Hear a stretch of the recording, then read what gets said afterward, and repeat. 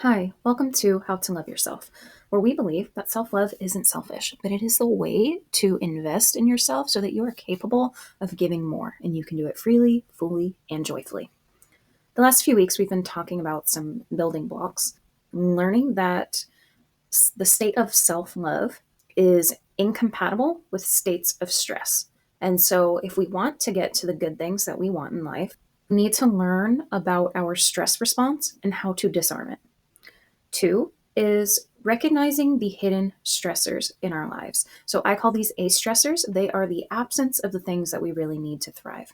And so these absence stressors are causing us to leak a lot of time and energy. I just kind of have this image of we're in a boat and we're on the water and there's this leak where water keeps getting in and it's causing us to sink. So instead of dealing with patching the boat, which is the root of the problem, we're trying to use pails to get the water over out of the bottom of the boat. So we're seeing the problem, which is that we're sinking, and we're looking at the symptom, which is that the water is in the bottom of the boat, but we're frantically moving that water out with pails instead of recognizing first, oh, there's a hole in the bottom of the boat. Let's patch the hole and then we can get rid of the water, right? And so that, in its essence, is one of the struggles that I have with how mental health is really treated in the West, is that it tends to be symptom management focused. So it tends to be focused on getting the water out of the boat, which it's important to get the water out of the boat, but we also need to plug the hole. And so that's something that I feel really passionate about teaching about, is how do we plug the hole? And one of the ways we do that is by understanding what our A stressors are. Then I taught something called the STEW method, which is a practical tool of how to turn towards yourself, recognize what is actually going on inside of your body, inside of your thoughts, inside of your emotions, and some prompts to help you identify what those A stressors are. What do I need? What would feel good to me? What is missing here? What is absent? What happens is we're born into this world. We are authentic creatures. If you ever observe a baby is not afraid to tell you what they want or what they need or how they feel. It's just an ingrained reaction. They are fully connected to themselves. But there's this thing that happens as we grow up in a society with families and culture and media. We start to internalize rules around what is okay to do and what is not okay to do. And some of these rules really do serve us because they help us get our needs met inside of the social system that we have. But some of these rules can actually be really damaging to us. These rules, or especially how people teach us the rules, can cause us a lot of pain, stress, and result in rejection of kind of the most precious thing about us, who we are authentically. Because who we are authentically, how we see the world, the thoughts we think, the feelings we feel, the perceptions we have, when we are aligned with those in authenticity, we are connected to the purpose we have to bring to this world. And so, if you are someone that feels disconnected from your purpose or feels stuck in your personal situation, not being able to find forward movement, then a really important step to take is going to be learning how to reclaim what those authentic feelings, thoughts, and perceptions are. So, now what I'm going to do is go over 5 things that you can do and pay attention to help you get more connected to what is authentically you. And then that way you can live more closely in alignment with yourself, more in alignment with yourself, and move towards that oneness, which is the essence of self love. So, the first one is to improve your mind body connection through doing mind body connection exercises. So, there's a reason that I teach doing 10 to 15-minute mind body connection activities. And the reason is that so many of us are so used to ignoring what our body is saying that we are missing out on so much information and communication from ourselves about what we want, about what we need. And the longer you're disconnected from it, the more severe we're disconnected from it, the harder it is for us to identify what it is that's actually authentic to us. And so, part of why I um, teach and integrate these mind body connection activities is one, they are filled with strategies, somatic tools, mindfulness tools that help you to disarm the stress response and will help you naturally come more into alignment, more into oneness with yourself.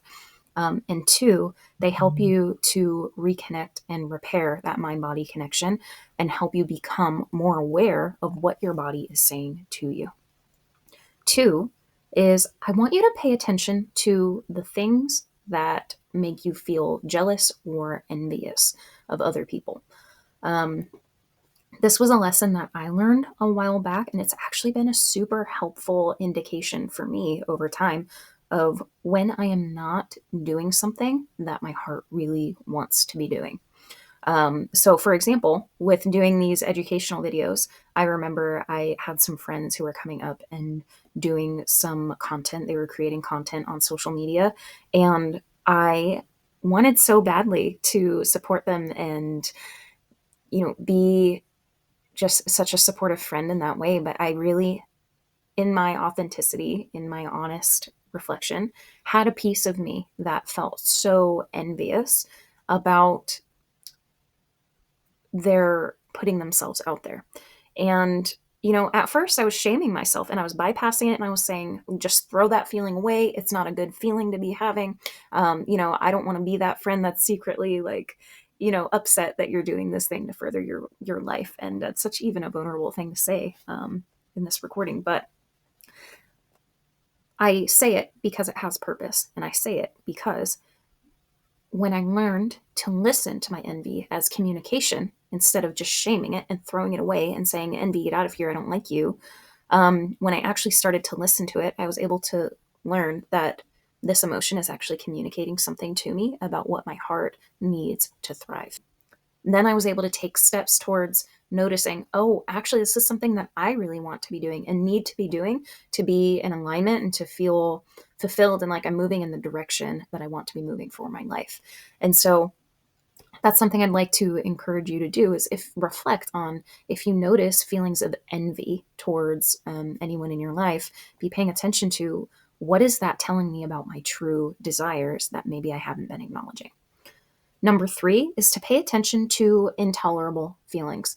So, intolerable feelings kind of feel like a hot potato. It's like when a thought or an emotion comes over you and you're like, whoa, nope, get rid of that. I don't want to feel that right now. Just stuff it away, push it away, get rid of it. Or the opposite can happen where an intolerable feeling will take us over and we'll feel like a victim to it and we'll feel like we don't have authority or control over how that feeling shows up. Those two things can happen with intolerable emotions. And so, what I want to say about the intolerable emotions are that they tell us so much about our past pain. They offer a window for us into the things that make us tick. They offer a window into our value systems, and they offer a window into what is most important to us in life. And so, if we can catch that intolerable feeling and hold it and give it some permission to open and give it permission to be here, it's incredible how much information it might unpack and unveil to you about what you really want and what you really need for your life moving forward. The next thing I'd like to pay attention to is where do we put blame? Wherever we put blame is wherever we perceive there is power. And that is something that has been so transformative in my life because there was a long time when I walked around and I would blame certain people that hurt me in my life for the problems that I was having in the current. And once I learned how to reorder blame and responsibility, because there's a double edged sword too, where there were things that I was blaming other people for, where I was losing my power. And if I were to take responsibility, it would give me more empowerment. So there was that piece. But then there was another piece of I was taking responsibility for things that I could never possibly have control over. And so I was wasting my time and energy and putting myself into a place of powerlessness by trying to control something that I actually had no power over because it didn't belong to me. And so reordering for ourselves what we have control over and what we do not have control over can help us to recognize what is important to us. It can help us get closer to ourselves. And I think at least this is something I've noticed for me, is that the upside down responsibilities and blame was a dynamic in my life that was keeping me in powerlessness. It was keeping me from moving forward. And there was part of me that liked it. There was part of me that wanted to remain in powerlessness, because the idea of stepping into my power and the idea of stepping into my purpose felt so scary. And it meant that I would have to face a lot of my fears. And so thinking about, taking these ideas of blame, and but then also understanding, like, what are the underlying fears beneath the blame, can help us really try to uncover what is in the way from us being where we are and getting to the place that we want to be. And then that's the last thing that I want to bring up is number 5 is doing resistance release work. What resistance happens when we are pushing against what is. And so anytime we are in a situation and we are kind of like swimming against it, we're trying not to be here, we don't think we should be where we are, we don't think we should feel what we feel, we don't think we should act how we act, there's resistance inherently in it. So think of resistance like you are in a boat and half of you is pushing for one direction and half of you is pushing for the other direction. So then what happens if you're in a boat and you're pushing two sides in different directions? You don't actually go anywhere, you just spin in circles. So what I'm trying to say here is that resistance comes from internal conflict. And so when we can get really good at identifying what are the competing values that are creating our internal conflict, we can get better at problem solving and find win-win solutions that satisfy both pieces to the internal conflict. Say I want to exercise at some point today, but I'm feeling very tired, right? And so there's part of me that feels that I want to accomplish something. I want to serve my body. I want to feel strong. I want to burn out some energy, whatever that is. There's part of me that really wants to move and do some exercise. And then there's the part of me that wants to stay up late and eat junk food and is doing things that are not serving the goal of wanting to wake up early and work out in the morning. And so what I need to do is actually identify what the two parts need and come up with solutions of how these two parts can both get their needs met. And so if I'm going to break that down even more, I think we usually identify more strongly with one of the parts. So the one that I identify more strongly with is the part of me that wants to work out. That's the pro-social behavior. That's the one that I is accepted. It's the one that's going to get me praise. It's the one that people are going to look at and they're going to say, "Wow, you're so diligent. You're so good. I can't believe you're doing this." Right. So that's the part that I'm going to over-identify with, is saying, like, this is what I need and I want to be doing. And then there's the part of me that just needs to unwind and needs to relax and wants to eat the junk food and feels out of control, and just wants to have space in life where I can just be, where I'm not helping someone or doing something or accomplishing a task. There's that part of me that's their intention together because they need and represent different values of my needs. And so what this looks like for me is saying, like, okay, I really want to get the workout in, but in order for me to be fully able and fully willing, give my full body yes to working out, that means I need to create spaces in my life where the pressure is off for me to feel rested enough to want to go and push. And so then that comes up with a whole rainbow of options of how can I do that in ways that will satisfy my need to rest while still supporting my drive to work out. And so what that means is, okay, I'm not going to be able to do these behaviors at night anymore. I'm not going to be able to have my rest and release time in the evening hours, past 10 o'clock if my goal is to wake up early in the morning. But what I can do is find times to give myself that space to rest and to relax and to not have the pressure on me.